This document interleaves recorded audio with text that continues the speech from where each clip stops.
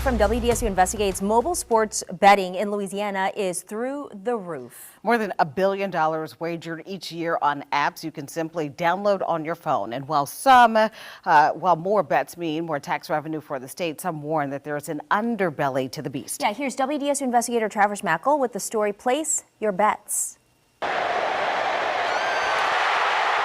From the football field to the basketball court to the baseball diamond. The amount of money bet on sports in Louisiana is insane. $1.4 billion wagered in 2023. We are a top 10 state, a betting state in this country. That means millions and millions in taxes collected for Louisiana.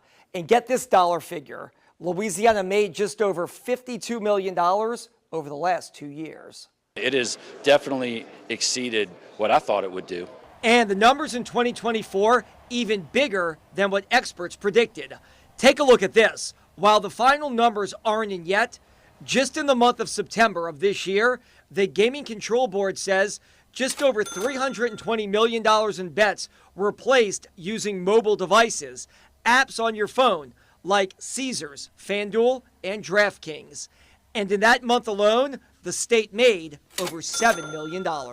State Senator Kirk Talbot from River Ridge authored the bill legalizing mobile sports betting. And I think we got a pretty good process. The state confirming all tax revenue collected is going where it's supposed to under law. And the biggest beneficiary of that process, kids at early childhood learning centers all across Louisiana. Are you seeing the impact of online sports betting benefiting you all? It absolutely is. We know that those funds are so critical. Under the state law that allows sports betting, 25% of all tax revenue collected goes to early childhood education. That's over $15 million this year, almost all of it coming from online bets. So the money is used for seats. Set aside for families who may not be able to pay for early childhood care. We're calling it like an infant transition room over here. Paula Polito owns the Berry Cherry Tree in Metairie and is expanding her center to keep up with the incoming tax revenue from the state that can fund a child's education and help families who need it most. What we're giving them is access to 12 months out of the year, 10 hours a day, breakfast, lunch, snack, but most of all, high quality interactions, intentional interactions that are happening 8 to 10 hours a day between the teacher and the child. You look at every study, if you can get these kids in early, do some early childhood development while their brains are still developing and everything, it just makes them that much more set up for success. But some say the system is far from perfect. We got to make sure that the online gaming and the proliferation of it actually doesn't harm our youth as well. In August, prop bets were banned in Louisiana for college players, meaning you can't bet on how many touchdowns LSU's quarterback will throw in a game or how many points a college basketball player will score.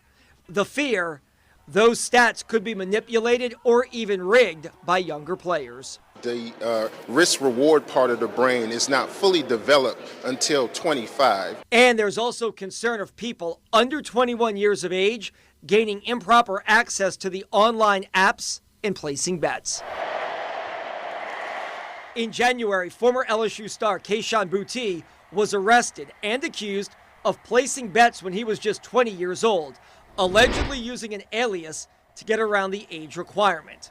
The charges were eventually dropped, but the case hit home with New Orleans-based state rep Sean Mena. So I think it is our responsibility to make sure that we actually monitor these issues and make sure that our youth aren't actually being hurt. Because some say people's lives can be wrecked by the expanding options to place a bet online in this state.